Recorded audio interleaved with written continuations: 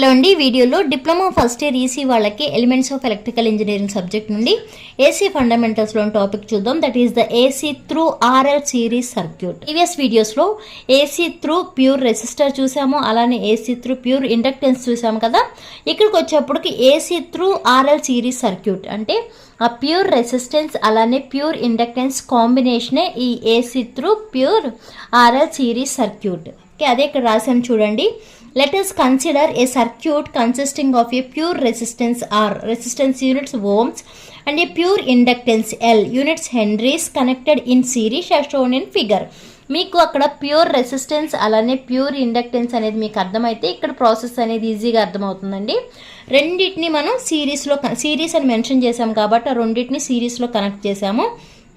ఇక్కడ are the voltage across this resistor is VR and voltage across this inductor is VL. మనకి pure రెసిస్టర్లు ఏమని చెప్పాము, current and voltage both are in ఫేజ్లో ఉంటాయి అని చెప్పాము కదా. అలానే ప్యూర్ ఇండక్టెన్స్లో ఏమని చెప్పాము, కరెంట్ అనేది 90 degrees లాగింగ్లో ఉంటుంది అని చెప్పాము. అలానే ఈ సర్క్యూట్కి ఇచ్చే applied voltage V = VM sin ωt. అలానే ఈ ఇక్కడ మన రెసిస్టర్ అలానే ఇండక్టర్ రెండు తీసుకున్నా కూడా కామన్గా అప్లై చేసే మాత్రం కరెంట్ I. ఓకే, ఇక్కడ మనం చూసుకుంటే this is the phasor diagram. ఇక్కడ మన సర్క్యూట్ ఏదైతే తీసుకున్నామో అదే సర్క్యూట్ ఇక్కడ ఫేజర్ డయాగ్రామ్లో రిప్రజెంట్ చేసాము. అంటే ఏం చేసాము, ఇక్కడ ఏమన్నాము, voltage across this resistor VR అన్నాం కదా. విఆర్ అలానే ఐ కరెంట్ అండ్ రెండు అనేది ఇన్ ఫేజ్లో ఉంటుంది కాబట్టి అంటే ఈ లైన్ తీసుకున్నాం. అంటే ఏంటి, కరెంట్ అలానే వోల్టేజ్ రెండు ఇన్ ఫేజ్లో ఉన్నాయి. నెక్స్ట్ ఈ కండిషన్కి వచ్చేటప్పటికి కరెంట్ అనేది 90 degrees లాగింగ్లో ఉంది. ఇటే కదా మనం కరెంట్ తీసుకున్నది, ఇటేమో వోల్టేజ్ అక్రాస్ ద ఇండక్టర్ తీసుకున్నాం. ఇలా 90 degrees లాగింగ్ ఇది. ఓకే, నెక్స్ట్ అప్లైడ్ వోల్టేజ్ వచ్చి V. ఈ అప్లైడ్ వోల్టేజ్ రెండింటికి కామన్గా ఉంది కాబట్టి అప్లైడ్ వోల్టేజ్ అనేది తీసుకున్నాము. అదే ఇక్కడ రాసాను చూడండి. I = RMS value of total current, V = RMS value of applied voltage. అలానే VR ఏంటండి ఫార్ములా, I × R కదా, అంటే వోల్టేజ్ డ్రాప్ అక్రాస్ R. దానిలో మనం ఏమని చెప్తున్నాము, కరెంట్ అలానే వోల్టేజ్ రెండు కూడా ఇన్ ఫేజ్లో ఉంటాయి అన్నాం కదా, అది మెన్షన్ చేసాము. నెక్స్ట్ విఎల్ అంటే I × XL, that is voltage drop across inductor. ఎక్సెల్ని ఎలా రాయొచ్చు మనం, 2πfL అని రాయొచ్చు కదా. మరి 2πf అంటే ఎంత, ωL. ఓకే, ఇప్పుడు మనం ఇక్కడ కూడా ఏం క్యాలిక్యులేట్ చేయాలి, పవర్ అనేది క్యాలిక్యులేట్ చేయాలి. అలానే power factor. Okay, power factor అనేది cos⁻ కదా, ఆ cos⁻ అనేది కూడా క్యాలిక్యులేట్ చేయాలి. ఎలా క్యాలిక్యులేట్ చేయాలంటే మనం ఫేజర్ డయాగ్రామ్ని కన్సిడర్ చేసుకోవాలి. ఈ ఫేజర్ డయాగ్రామ్లో ఒక్కసారి ఇటు చూడండి. ఇక్కడ మనకి విఆర్ ఇక్కడ నుంచి ఇక్కడికి ఎంత డిస్టెన్స్ ఉందో అంటే ఇదే ఈ సైడ్ = ఇది అవుతుంది. నెక్స్ట్ విఎల్ అనేది ఏమో ఇక్కడ విఎల్ అవుతుంది. మనకి ఇటు తీసుకున్న యాంగిల్ ఇటు తీసుకున్న ఒకటే. నేనైతే ఈ యాంగిల్ కన్సిడర్ చేస్తున్నాను. ఓకే, ఈ యాంగిల్ కన్సిడర్ చేసి అకార్డింగ్ టు పైథాగరస్ థీరం ఏమవుతుంది, ఇది కదా హైపోటెన్యూస్ స్క్వేర్.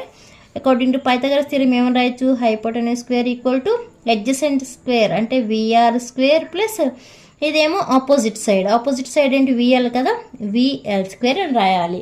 అదే ఇక్కడ రాస్తున్నాను చూడండి. ఇక్కడ నేను రాసే ఈక్వేషన్ మీకు పైన రాసిన ఫేజర్ డయాగ్రామ్ నుంచి. Okay, V² = VR² plus VL². V ఏమని రాయొచ్చు, √ ఈ స్క్వేర్ అనేది డీటెయిల్స్ రూట్ అవుతుంది కదా, VR² ప్లస్ VL² అని రాయొచ్చు. మనకి ఇక్కడ ఆల్రెడీ చెప్పాం VR ఏమని చెప్తున్నాం, I × R అంటున్నాం కదా, అదే ఇక్కడ రాస్తున్నానండి. IR² ప్లస్ అలానే VL అంటే ఏమంటున్నాము, IXL² అంటున్నాం. ఓకే, దాన్ని బట్టి ఇక్కడ మనం ఇక్కడ I × R² కదా మీనింగ్, అంటే I² × R². అలానే I² × XL² అవుతుంది. ఈ I²ని ఇక్కడ కామన్ తీస్తున్నాను. ఓకే, I²ని కామన్ తీస్తే మనకి మిగిలేది ఏంటి, ఇక్కడ R² ప్లస్ XL² అవుతుంది. ఈ స్క్వేర్ రూట్ క్యాన్సిల్ అయిపోతుంది. మనకి మిగిలింది ఓన్లీ I కదా, అంటే Iని ఇలా బయటికి తీసుకొచ్చేసి రాసే R² ప్లస్ XL². దీన్ని మనం ఎలా రాయొచ్చు, V = ఐ ఇంటూ జెడ్ అని రాయొచ్చు కదా. జెడ్ అంటే ఏంటండి? Impedance. Impedance is the combination of resistance and reactance. ఇది ఇండక్టివ్ రియాక్టెన్స్. ఓకే, అంటే V equal to I into Z అని రాయొచ్చు. అలానే మనం ట్రయాంగిల్ కన్సిడర్ చేస్తే, ఓకే, ట్రయాంగిల్ కన్సిడర్ చేయడం అంటే ఇలా తీసుకోండి.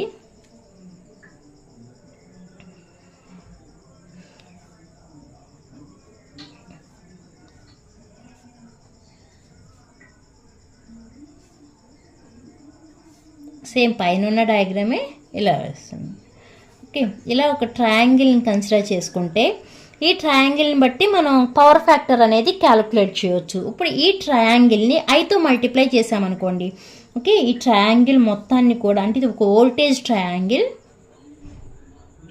ఎందుకంటే అన్ని వోల్టేజెస్ ఉన్నాయి కదా, దీన్ని మనం వోల్టేజ్ ట్రయాంగిల్ అంటాము. ఈ వోల్టేజ్ ట్రయాంగిల్ని కరెంటుతో మల్టిప్లై చేస్తే, అంటే కరెంటుతో మల్టిప్లై చేయడం అంటే ఇక్కడ విఎల్ని విఆర్ని అన్నిటినీ కూడా ఐతో మల్టిప్లై చేయాలంటే విఆర్ ఇంటూ ఐ అవుతుంది. అలానే next VL into I, V into I. ఇలా ఉన్నప్పుడు ఐ ఇంటూ విఆర్ అంటే ఇదే పార్ట్ అవుతుంది, రియల్ పార్ట్ అవుతుంది. ఓకే, ఐ ఇంటూ విఆర్ అంటే ఇది రియల్ పార్ట్.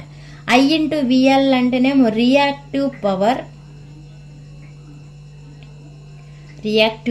అలానే ఇది కూడా రియల్ పవర్. దీన్నేమో మనం అపారెంట్ పవర్. ఈ రియల్ పవర్ని ఏ లెటర్తో రిప్రజెంట్ చేస్తాము? పీతో రిప్రజెంట్ చేస్తాము.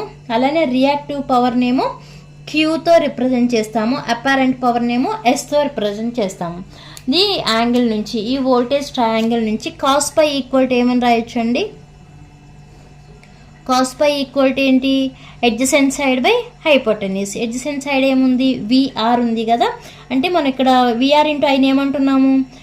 రియల్ పవర్ అంటున్నాము కదా. అంటే పి బై ఏమవుతుంది? ఎస్ అవుతుంది. ఒక power factor cos phi equal to ఏమని రాయొచ్చు? పి బై ఎస్ అని రాయొచ్చు. పి అంటే real power by apparent power. Okay, దీని నుంచి మనం ఇన్స్టాంటేనియస్ పవర్ కూడా క్యాల్కులేట్ చేయొచ్చు కదా.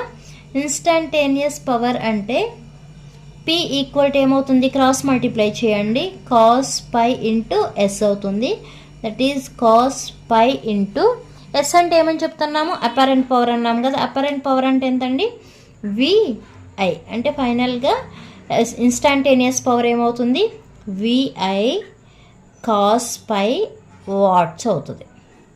ఓకే, ఇది మీకు AC through RL series circuit అర్థమైంది అనుకుంటున్నాను. రిమైనింగ్ టాపిక్స్ నెక్స్ట్ వీడియోలో పోస్ట్ చేస్తాను. ఈ వీడియో మీకు అర్థమైతే లైక్ చేయండి, షేర్ చేయండి, అలానే సబ్స్క్రైబ్ చేయండి. Thanks for watching.